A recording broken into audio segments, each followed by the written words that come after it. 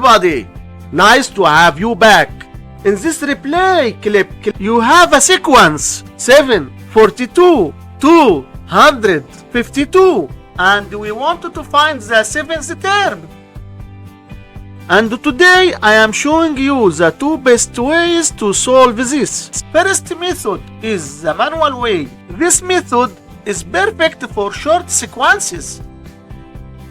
As you can see, we found that each term is multiplied by 6. This 6 is what we call our common ratio. Since the first term is 7, we can get the second term by multiplying the first term by 6. And the second term is 7 times 6, which equals 42.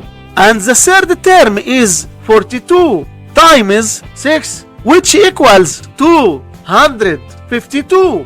And the fourth term is 252 times 6, which equals 1512. And the fifth term equals 1512 times 6, which equals 9072. And the sixth term is 9072 times 6, which equals 54,432. And the seventh term is 54,432 times 6, which equals 326,592.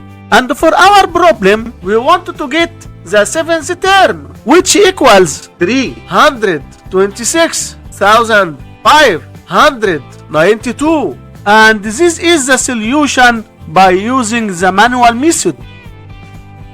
Let's solve the problem by using the second method, which is called the formula way. We have a geometric sequence and we can use the rule an equals a times r to the power n minus 1, where a is the first term and r is the common ratio and n is the required term. In our problem, the first term a is equal to 7 and the common ratio r is equal to 6 and the required term n is equal to 7. Substituting a, r, and n into the equation, we find that a 7 equals 7 times 6 to the power 7 minus 1, which equals 7 times 6 to the power 6, which equals 326,592. And this is the solution by using the formula method. Hit like and subscribe for more fun content.